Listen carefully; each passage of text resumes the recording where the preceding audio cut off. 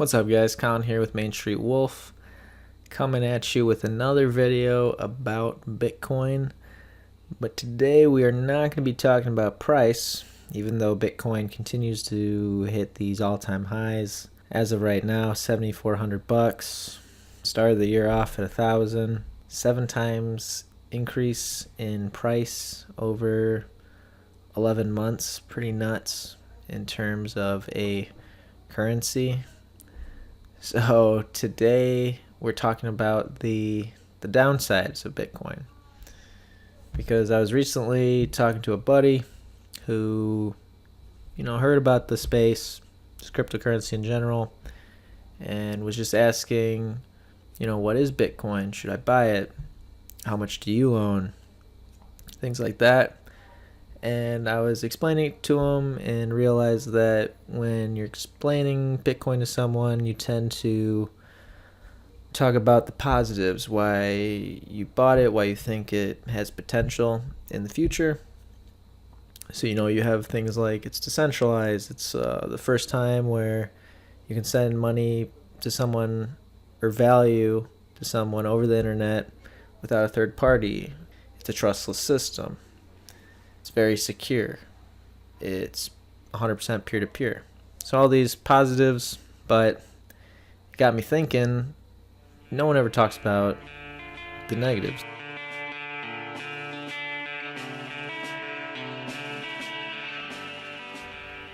Today, I wanted to talk about 6 potential downsides that I see with specifically, I'm talking Bitcoin. Because as of right now, I think the space is more of speculation. A lot of traders are jumping into this. Weak hands, people that don't really understand what they're buying. They just see this crazy increase in price and are just jumping aboard just to make quick gains. But they're not actually using it as a currency. They're just buying and selling it just to try to sell it to someone at a higher price than they bought. Let's just jump right into it with number 1. Currencies should be inflationary instead of deflationary. Right now, Bitcoin, the whole thing is limited supply, and the fact that when the supply stops increasing and people continue to want to buy Bitcoin, it's deflationary. You have a supply that's not increasing and demand increasing, the price is naturally going to rise. And a lot of people see that as a positive just because, hey, if they're buying and holding Bitcoin, hell yeah, the price is going up, so they're happy, they're making money in terms of US dollars to Bitcoin, which is cool when you're investing and you're trying to make a profit. But as a currency, it's kind of counterintuitive to the economy, just because with deflationary currencies, people are less willing to invest in the stock market, businesses, give out loans. They're less likely to spend. They're gonna say, hey, why should I go out and buy a TV when my money will be worth more tomorrow and I could possibly buy 2 TVs? Which I don't blame people for that. If my, bank account for whatever reason went up 100% in a couple months, I would be less willing to spend it on just stupid things like going to the bars or buying random crap off Amazon. I just would I would hoard it for sure.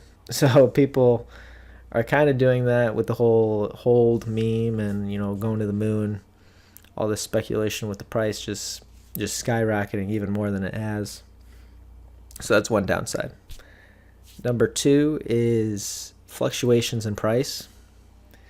With any currency, you want your value to be kind of stable, just because if you work a 40-hour week somewhere and you get a paycheck and then a week later you lose half the value of that paycheck, just because the currency is just so out of control, whether that be going up or down. I guess people wouldn't complain if it was always going up, but it's just not good to have the currency constantly fluctuating, because you want people to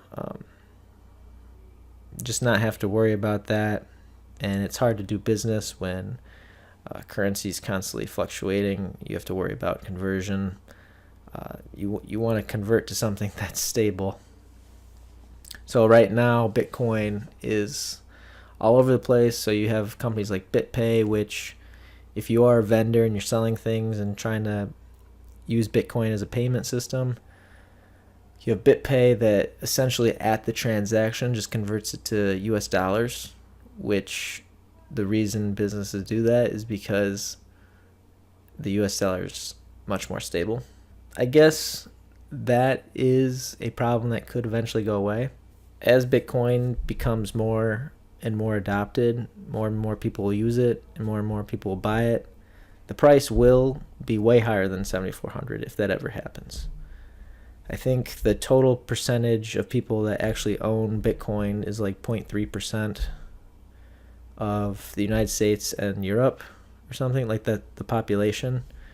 That's the amount of wallets out there. And if Bitcoin was ever mass adopted, the Bitcoin price would be, like $1 million. And fluctuations in the price would be very minimal on a daily basis, and it would be much more stable. I'm not saying, the price is going to be $1 million. I'm just saying if it ever did get mass adopted, the price would be much higher, and the swings in price would be much lower. Numero tres would be the fact that transaction fees are actually not that great on the Bitcoin network as of now. I know a couple months ago it was a couple bucks worth of Bitcoin to send someone some Bitcoin. If you're going to go and buy a cup of coffee or something, you don't want to spend $4 on the coffee and then spend $3 to send it. Honestly, the system we have right now is pretty good, and that's why as a currency, I still use my bank account. You use Venmo, PayPal, credit cards, because you're not charged anything as a consumer to use those, channels to pay. So with Bitcoin, you do cut out the banks, and it is 100% trustless, peer-to-peer.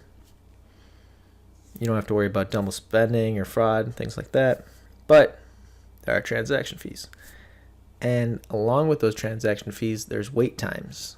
Because as a business, if someone came in and was like, hey, I'm going to pay with Bitcoin, I'd be like, sweet, okay, that's fine. But I want to make sure that when you send me your Bitcoin, it gets verified that you actually had those Bitcoins. And it takes time because they have to package that transaction into a transaction block, which then has to be mined by the nodes on the Bitcoin network. And that takes a little bit of time. So it's not instant. You can't go into a store and use your credit card, swipe, and the business can trust the customer that they're going to get paid via the credit card company. There's no entities to protect the business, so they kind of have to wait until the payment goes through. Another downside.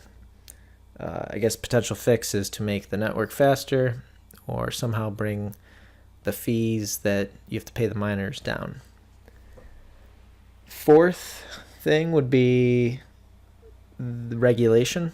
That's kind of a gray area, just because as cryptocurrency grows as a space, you're going to get governments that want to know what the hell's going on with the money that's moving around.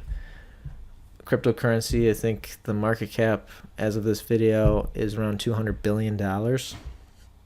So it's growing, and it's definitely going to bring attention to the space. Governments are going to want to get involved. Now, this could be bad if governments start banning the use of cryptocurrency and saying, hey, you can't purchase goods or services with Bitcoin. You have to use our government-backed fiat currency. Obviously, that would be bad. You also have issues with regulation slowing down development. But it could also be good. It could If governments start to regulate it, it could give confidence to normal people to say, okay, the government is regulating this. This is legitimate. This is a real currency. So it could go either way with regulation. Could be bad, could be good. It's definitely something that will happen, and it will be interesting to see kind of the side that governments take on cryptocurrency. Number 5 would be that as of right now, the whole ecosystem around Bitcoin, although the Bitcoin ecosystem itself is decentralized, you have centralized entities that control things like buying and selling Bitcoin. I use Coinbase to buy and sell my cryptocurrency, and that's a central entity. I use Coinbase to just store my cryptocurrency on wallets. You have mobile applications that store people's cryptocurrency. Ways to make it easier for people to use these cryptocurrencies, but in fact also open up the possibility to hacking, losing people's money, things of that nature. With cryptocurrency, you are your own bank, and if the money is lost, there's no getting it back. And Bitcoin is honestly kind of a complex system. If you've ever read the white paper, which I recommend people do, it goes into the details of how it works and explains the reasoning behind the creation of it. Pretty interesting stuff, but kind of complex. Some of the parts are technical, and I still have kind of an issue wrapping my head around it. I understand the general sense of how it works. But when you start to dive into the details, it does get complicated, especially with the whole hashing algorithm, digital signatures, the timestamps, and kind of how everything gets attached to the blockchain. It's interesting stuff. It gets complicated. So people don't really take the time to invest and get to know the technology. They kind of open themselves up to making mistakes with their money, and there is no central entity to help them out. Which kind of brings me up to point number 6, is the fact that Bitcoin is complicated.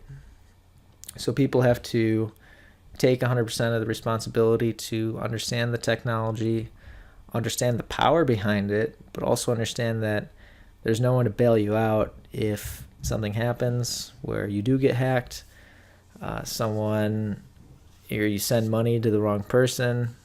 You can't do anything about it. There's no bank to call and say, hey, cancel this transaction. Hey, once it's in the blockchain and it gets approved by everyone, I mean, that money's gone. So that's a pro in a way, because you solve the issue of people double spending. It takes care of fraud. It's very secure, but if you make a user mistake, I mean, that's kind of on you. So those are the 6 things that I see as potential downsides or problems with Bitcoin. It'll be interesting to see what you guys say in the comments. If you have other points that you want to bring up, or definitely attack my points and say, why what I'm saying is just stupid, or you just disagree with it. It's good to have an open discussion and kind of take a step back and a contrarian view on an investment. I think it's always important to understand both sides. You can't always be positive. You can't always be negative. You have to get all the facts out there and make a general decision on what you think. So thanks guys for watching. Definitely, if you enjoy this content, hit that like button and subscribe to my channel. Most of my videos right now are talking about cryptocurrency just because it's so hot and it is very interesting. But I do also talk about personal finance stuff. So check out my other videos, and thanks again guys for watching, and have a great day.